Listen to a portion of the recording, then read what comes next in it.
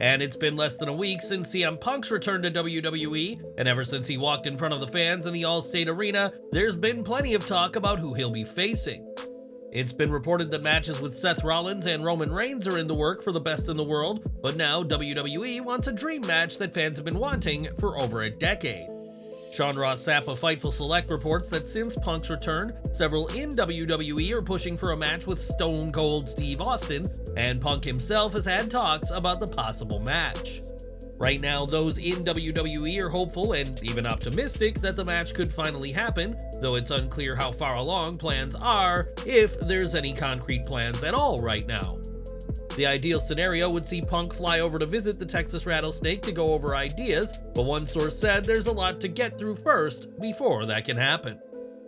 Those close to Austin have said that there's never been any personal issues between the two, which helps the chance of a match, and they actually message each other a couple of times a year. With their no-nonsense, anti-authority attitudes, Punk and Austin have often faced comparisons, and they shared a notable interaction during the June 13, 2011 Raw, 2 weeks before the pipe bomb. Austin and Punk were also in promotional segments for WWE 13 alongside Jim Ross, and while at the time it was thought that Austin would never wrestle again, those in WWE are more optimistic now. For nearly 2 decades, Austin stayed retired but wrestled last year at WrestleMania 38, and has since said to never say never to another match in the future. Could Austin vs. Punk finally happen after all these years? Time will tell, and is this a match you'd want to see? Let us know in the comments down below. Following Punk's return, it was reported that some in WWE aren't overly thrilled at his comeback, believing he'll cause trouble like we saw with the Best in the World in AEW. Nevertheless, the response backstage to Punk has so far been almost universally positive, and what does Kevin Owens make of his return? Speaking to James Williams, the prizefighter was asked for his take on the return of CM Punk, and kept his response short and sweet. He said, "I just want to have fun at work, so if he's got that mindset, great." Interestingly, Punk tried to make a WWE return happen this time last year, during his first suspension from AEW, and at the time, his plan was to feud with Owens, culminating in a WrestleMania match. That didn't happen, but now Punk is back in WWE anyway, and if he's ready to have fun and not cause trouble, Kevin Owens has no issue with Punk back in the company. CM Punk had plenty to say during his first promo back on Raw, including a shout out to his wife AJ Lee, but there was no producer assigned to his promo in a move that surprised many.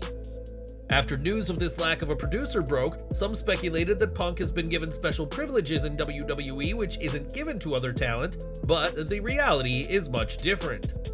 When Ringside News asked their sources about this, they were told that Punk's promo didn't have a producer as it didn't feature any physicality, and would have had a producer if there had been action. Punk's promo isn't the first to be held without a producer, and it won't be the last, as the Best in the World was free to speak his mind on this week's Raw. Whenever Roman Reigns appears on WWE programming, it's a big deal, and it won't be long before fans get the chance to acknowledge their tribal chief in person.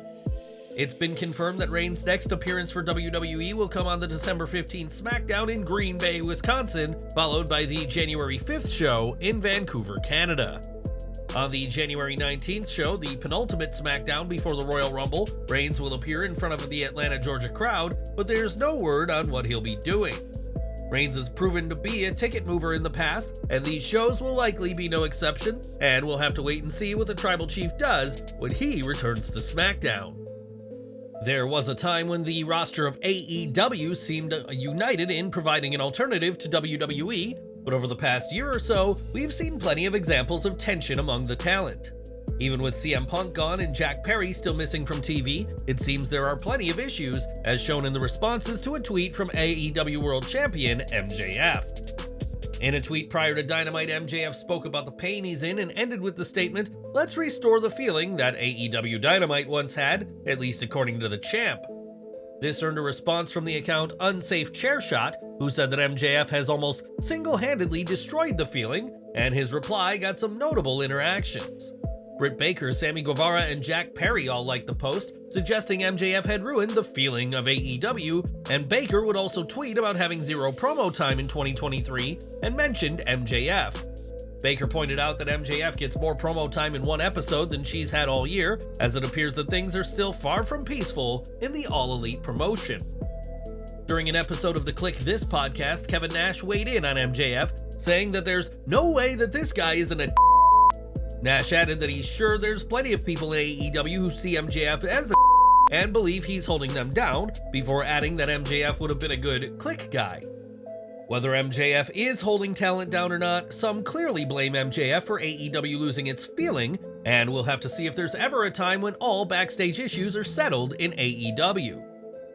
After cutting a promo during this week's episode of AEW Dynamite, MJF was attacked by a group of masked men, all working for the mysterious devil who has been targeting the champ. These masked men, like their boss, have remained a mystery on AEW programming, but a very subtle hint may have revealed one of these individuals as someone who has a history with MJF. Later in the show, Wardlow came face to face with AR Fox, and on Twitter, fans noticed that Wardlow's hair had a messy look, as if he'd only recently pulled off a mask. On Twitter, fans had a field day accusing Wardlow as being one of the Devil's goons, with one fan wondering that if this is the case, whether the rest of the attackers are others from the Pinnacle. If Wardlow is this attacker, it seemingly rules him out as being the one behind the devil mask, and questions remain as to who this individual actually is. Was Wardlow targeting his former boss on this week's Dynamite, and who do you think the devil is? Adam Cole? Jack Perry? Britt Baker perhaps? Leave your predictions in the comments section below.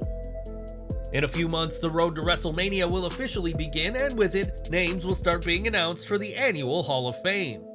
There's always a debate about which WWE stars should be immortalized in the Hall of Fame, and one name fans really want to see inducted next year is the late Bray Wyatt.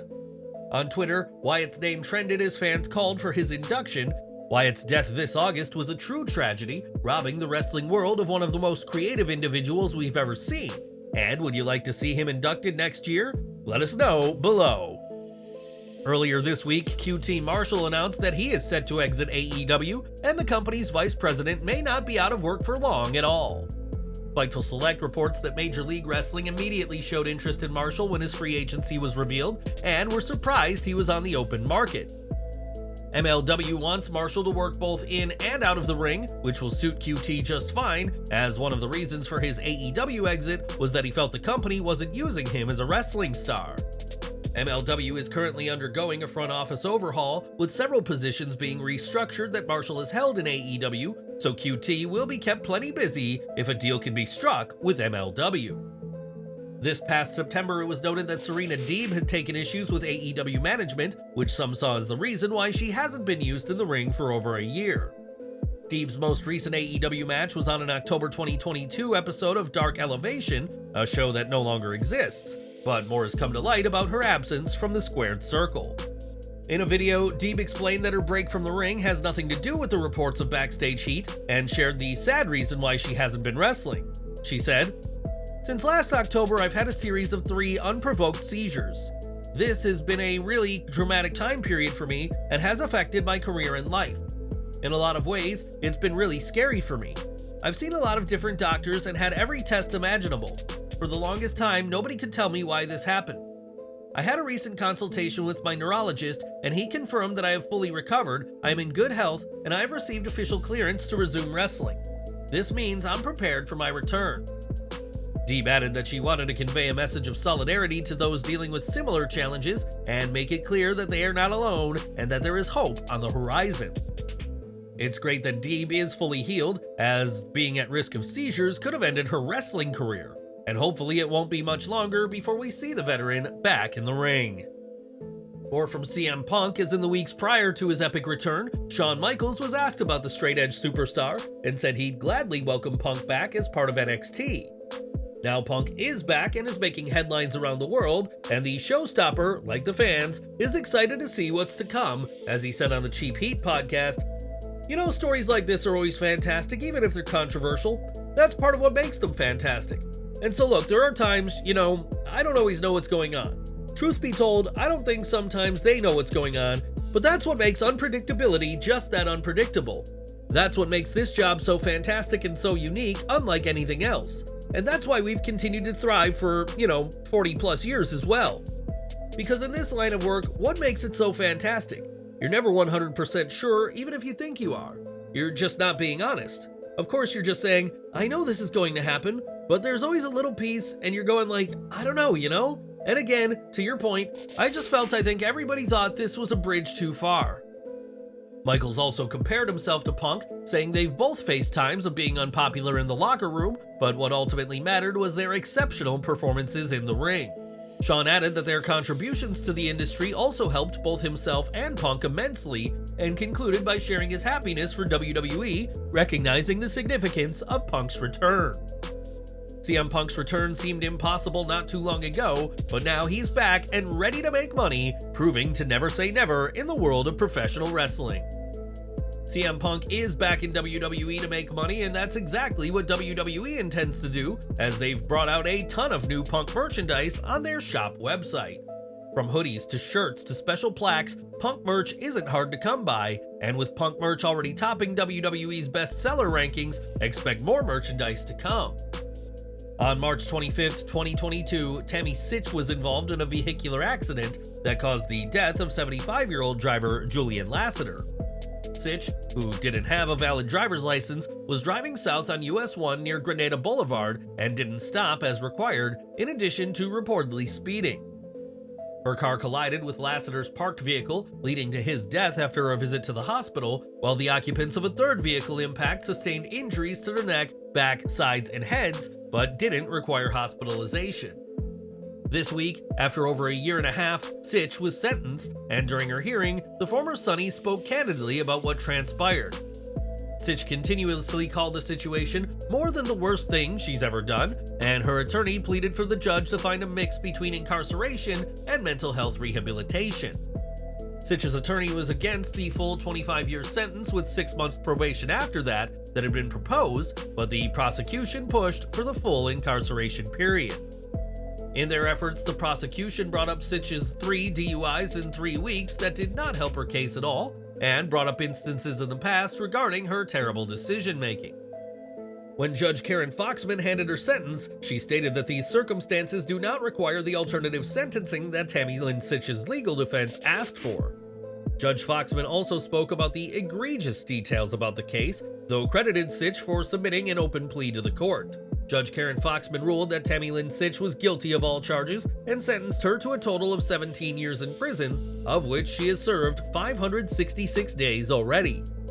This will be followed by 8 years of probation, which will not be served in a rehab center, bringing to an end this tragic story of the disgraced Hall of Famer. Sytch's conduct in court was somewhat strange, as she both sobbed and laughed at times, as she was clearly overcome with the reality of what was happening to her. During a prepared statement, Sytch referenced the death of Chris Candido in 2005 as a pivotal moment that led to her downward spiral, but her comment has outraged some in wrestling. PW Insider notes that many people in the industry are angry and upset Sytch referenced Candido, with many seeing it as her trying to pass the blame for her actions onto the late wrestler. The feeling among those upset by her comment is that Sytch showed plenty of destructive character, albeit not as bad as we saw last March, prior to Candido's passing. While Sytch tried to argue that she was so close to Chris that his death had a profound effect on her, many have pointed out that Sytch cheated on Chris multiple times, as documented in her book. Some in the industry also took issue with an expert testifying on Sytch's behalf, stating that blows to the head influenced Sytch's destructive behavior, a claim that many found suspect.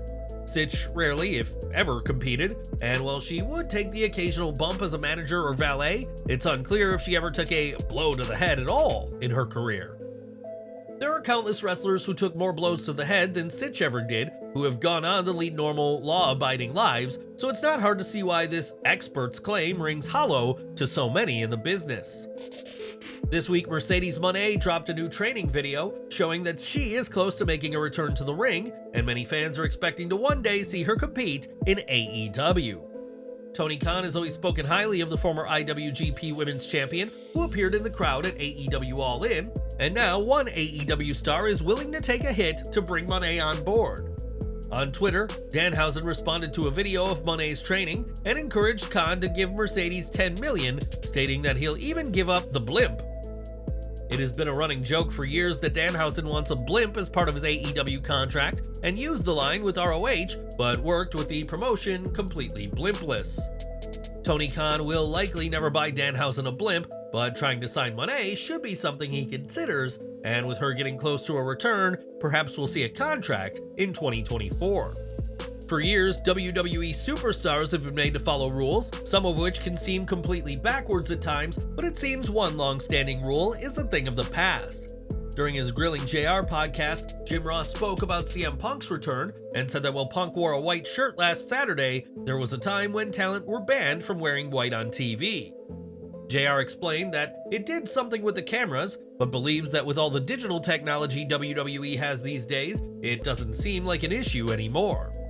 Nowadays, talent are able to wear white, whether it be for the ring attires or just for their merchandise, as things have changed from Jim Ross's time as WWE's head of talent relations. What do you make of this change, though? Let us know what you think in the comments below. When Ric Flair joined AEW, controversy quickly followed, as fans called out the promotion for using Flair, especially given what was uncovered by Dark Side of the Ring's Plane Ride from Hell episode. On the infamous flight, Flair allegedly showed his naked body to flight attendants and allegedly forced one female flight attendant to touch his genitals, and now Rick is in hot water again. During the taping for tonight's Rampage, which was actually filmed after Dynamite, Flair cut a promo in which he invited all women ages 18 to 28 to meet him in his hotel room with no boyfriends or husbands. This line is expected to be cut from the broadcast, and after backlash from fans, Flair tweeted he's tired of hearing about negativity and wants to simply enjoy being by my dear friend Sting's side. Flair said he's earned the right to do whatever I want, but said he's willing to walk away if Tony Khan believes he's embarrassing him or his company. Rick did not reference the Rampage line nor the Dark Side of the Ring allegations, and while Flair is on a multi-year deal with AEW, it remains to be seen if that deal is cut short after this week's Rampage. Back in June, Candido suffered a broken wrist during a match on AEW Rampage, and while fans were hoping he'd be back soon, that won't be the case. On Wrestling Observer Radio, it was explained that Candido will need another surgery on his wrist, which didn't heal properly, which is a real shame as he was literally ready to come back.